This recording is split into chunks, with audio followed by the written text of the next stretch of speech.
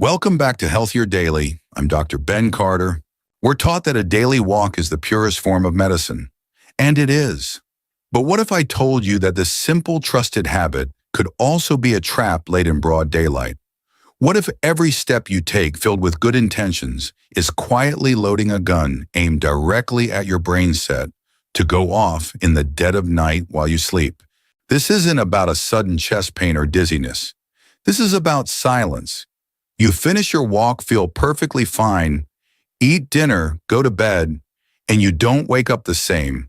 Or perhaps you don't wake up at all. A family member finds you.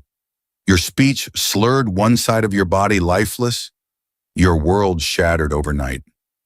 The cause, not a lifetime of smoking, not a diet of fried foods. The cause was the walk you took just hours before. You might be thinking, that won't happen to me. I'm active. And that is precisely the thought that makes you vulnerable. Because this isn't about if you walk, it's about how you walk. Today we expose how the wrong walking habits turn this trusted medicine into a silent poison. But we are not here to leave you in fear. We are here to give you control. We are going to help you tear up your old dangerous routine and write a new personalized walking prescription.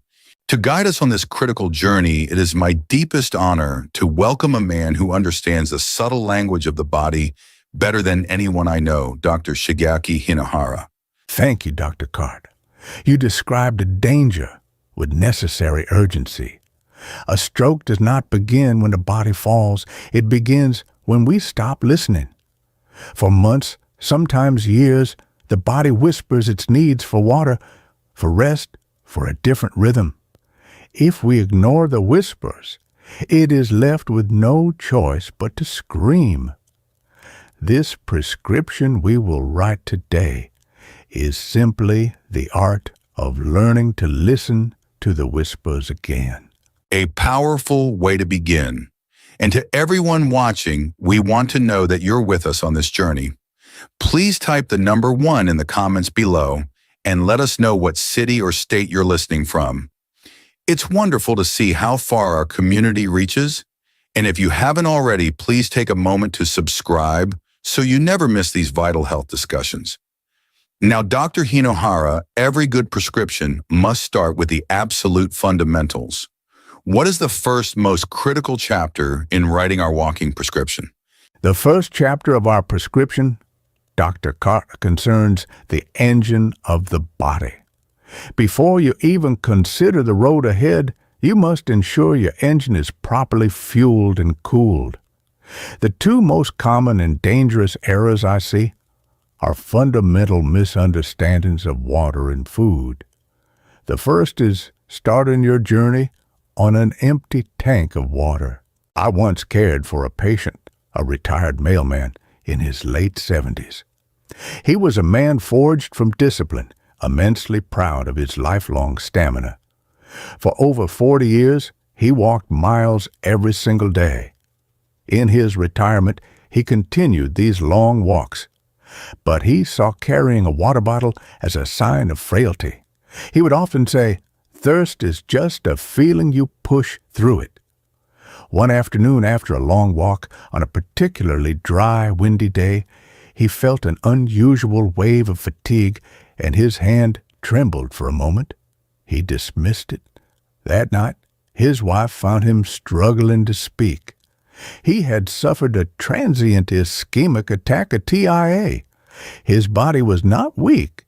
It was desperately trying to send a message, and the only way it could get his attention was to send a desperate silent signal to his brain. That story is chilling because it perfectly illustrates a critical scientific point most people miss. When we talk about dehydration, we're not just talking about the sensation of thirst. We're talking about the physical composition of your blood. A key measurement we look at is called the hematocrit. It's the percentage of your blood that is made up of red blood cells. When you're dehydrated, you lose the watery plasma in your blood, but the number of red cells remains the same. This means your hematocrit value goes up. In plain English, your blood literally becomes thicker, more concentrated, more viscous. It's the difference between trying to pump water through your arteries versus trying to pump syrup. This sludge-like blood forces your heart to work overtime and dramatically increases the chances of platelets sticking together to form a deadly clot. For that retired mailman, his pride was unknowingly thickening his blood with every step, creating the perfect condition for a clot to form and travel to his brain. The prescription here is non-negotiable. Drink a full 8-ounce glass of room temperature water before you walk and another 8-ounce glass after you return. This isn't about feelings, it's about physics. Exactly. Physics. And the second error in fueling the engine is one of timing. It is the mistake of asking your body to fight a war on two fronts, asking it to power a long walk, while it is already in the midst of digesting a heavy meal. I had another patient, a lovely woman in her early 80s who adored cooking. Her evening meal was the highlight of her day, rich, hearty, and made with love. To avoid feeling heavy before bed, she had a strict rule, a brisk 30-minute walk immediately after cleaning the dishes. She often felt a bit dizzy on her route, a little lightheaded, but she always assumed it was just the food settling. She did not realize this dizziness was her brain telling her it was being starved of blood. It was a gentle warning before a potential scream. And her experience is a textbook example of a phenomenon we call postprandial hyperemia. It's a fancy term for a simple reality. After a large meal, your body intelligently diverts a massive amount of blood flow to your stomach and intestines to break down and absorb the food. But if you immediately start a brisk walk, your large leg muscles are also screaming for blood and oxygen. Your body is forced into a competition it cannot win. Where does it pull the resources from? Very often, your brain becomes the silent donor. The blood flow to your brain can temporarily decrease, causing that exact lightheadedness and disorientation she felt. In that moment of reduced cerebral blood flow, your vulnerability to a stroke is magnified. The prescription is about timing and respect for your body's processes. You must wait at least 90 minutes after a heavy meal before engaging in a brisk walk. Let your body win the war of digestion first before you ask it to march. A gentle stroll is one thing. A demanding walk is another entirely. So we've established that the foundation of our walking prescription begins inside our body with proper hydration and timing. Now, Dr. Hinohara, let's move to the second chapter. Once the engine is prepared, we must account for the weather of our walk. This is about managing the external environment. What is the first hazard we need to address here? It is the sun. We have a deep, primal connection to it. It gives warmth. It gives life. It lifts our spirits. But for aging skin, and more importantly, aging blood vessels, the sun can be a silent stressor. So many of my patients view sun protection as a simple matter of vanity, something to prevent wrinkles. They do not understand that it is a profound matter of brain health. I think of a gentleman who retired to a sunny, dry state, a place where the sky was almost always blue. He treasured his long afternoon walks, feeling the sun on his arms and face. He told me it made him feel alive and young. But over a year, his blood pressure began to fluctuate unpredictably. He felt a deep, nagging fatigue that sleep couldn't fix. He, of course, blamed it on getting older. He did not know that he was ignoring a warning written clearly in the sky. That is a life-saving distinction to make. That unexplained fatigue and fluctuating blood pressure are classic signs of systemic inflammation, and UV radiation from the sun is a major trigger. Here's what's happening on the inside. Your blood vessels are lined with a delicate single-cell layer called the endothelium. When it's constantly bombarded by UV rays, this lining becomes irritated and inflamed. In response to this inflammation, your liver produces a specific protein that we can measure in your blood. It's called C-reactive protein, or CRP. The simplest way to think of CRP is as your body's internal fire alarm. When that number is high, it means there's a fire somewhere in your system. Chronic unprotected sun exposure is like pulling that fire alarm every single day. It makes your arteries stiffer and stickier, creating a perfect environment for a clot to form. The prescription is simple and essential. Wear a wide-brimmed hat that shades your face and neck. Use UV protection sunglasses that wrap around the sides. And whenever possible, walk in the gentler light of the early morning or late afternoon, avoiding the intense peak hours, typically between 10 a.m. and 4 p.m. This isn't about vanity, it is non-negotiable vascular protection. And just as we must be aware of the sun above us, we must be aware of the path around us. The second environmental mistake is one of the most tragic. It is the habit of confusing peaceful solitude with dangerous silence. It is the choice to always walk completely alone. I remember a fiercely independent man, a widower for over a decade, who cherished his solo morning walks. It was his private time to process his thoughts and feel close to his late wife. One morning, on a quiet street, he felt his words become jumbled as he tried to greet a neighbor. His right leg suddenly felt heavy, disobedient. But he was alone with his pride. He sat on a bench for a few minutes, the feeling passed, and he went home telling no one. He dismissed a desperate fire alarm as a faulty sensor. That story highlights the most critical element in all of stroke medicine time. We have incredible clot-busting medications like TPA that can actually reverse an ischemic stroke, but they are miracles with a deadline. They must be administered within a very narrow window, usually 3 to 4.5 hours from the very first symptom. If you are alone when those symptoms occur, like that independent man, that precious window of time is closing while you sit on a bench, while you walk home, while you decide to wait and see. This is why we teach every single person the acronym F.A.S.T. It's a tool that can save a life. F is for face. Ask the person to smile. Does one side of their face droop? A is for arms. Ask them to raise both arms. Does one arm drift downward? S is for speech. Ask them to repeat a simple sentence.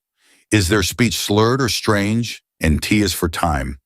If you see any of these signs, it is time to call 911 immediately. Walking with a friend, a neighbor, or simply carrying a phone and letting someone know your route isn't a sign of weakness. It's an insurance policy. It's giving your brain and your future a fighting chance. We have prepared the engine and checked the weather. Now, Dr. Carter, we arrive at the final chapter of our walking prescription. This chapter is about the machine itself, the mechanics of the body, the chassis. It is about how you move, and the most common yet most overlooked mechanical flaw I see is in our posture. I see people in the park every day walking while looking intently at their feet. They are so afraid of a misstep, so fearful of a fall, that they adopt a posture of fear. Your posture is the signature of your spirit. It should be one of confidence and awareness, not one of defeat. I once had a patient, a graceful woman, who after a small stumble became terrified of falling again. Her walks, once a source of joy, became a cautious shuffle. Her head was always bent down, her eyes scanning the pavement. She believed she was protecting herself, but she was unknowingly choking the very vessels that supplied life to her brain. What Dr. Hinohara describes is a tragic irony, and the anatomy behind it is incredibly clear. You have two main pairs of arteries that deliver all the blood to your brain, the large carotid arteries in the front of your neck, and the smaller vertebral arteries that run up through the bones of your spine in the back. When you adopt that chronic forward head posture, looking down at the ground, you can physically compress and kink those vertebral arteries. Imagine a garden hose Even a small kink can drastically reduce the flow. In older arteries that may already have some stiffness or plaque, this postural compression can be the tipping point. It reduces blood flow and creates turbulence, which encourages clots to form right at the base of the skull. And crucially, these vertebral arteries supply blood to the cerebellum, the very part of your brain that controls your balance and coordination. So the posture you adopt to prevent a fall could be the very thing that causes one. The prescription is to walk tall. Imagine a string pulling the crown of your head gently toward the sky. Walk with your chest leading you and your eyes looking forward toward the horizon. Your body knows how to walk. You simply need to trust it again. And the final mechanical mistake, Dr. Carter, is driven by the ego. It is the vanity of speed. It is the attempt to walk with the intensity of a 30-year-old in the body of a 70-year-old. The purpose of a walk is not to win a race against time, but to sustain a beautiful rhythm with time. A patient of mine, a wonderful man, was on a walk with his athletic grandson. Wanting to show he could still keep up, he pushed himself, power walking much faster than his usual pace. He became breathless and felt a tightness in his chest. He was embarrassed, dismissing it as just being out of shape. He did not realize his body was not out of shape. It was in a state of alarm. That state of alarm is incredibly dangerous. A sudden burst of intense explosive exertion on arteries that have aged and become less flexible is like violently snapping a cold, brittle rubber band. If there is any unstable plaque on the artery walls, that sudden surge in pressure and heart rate can cause it to rupture, forming a clot that can lead to a heart attack or travel to the brain, causing a stroke. So how do you know if you're pushing too hard? The prescription is a beautifully simple tool called the talk test.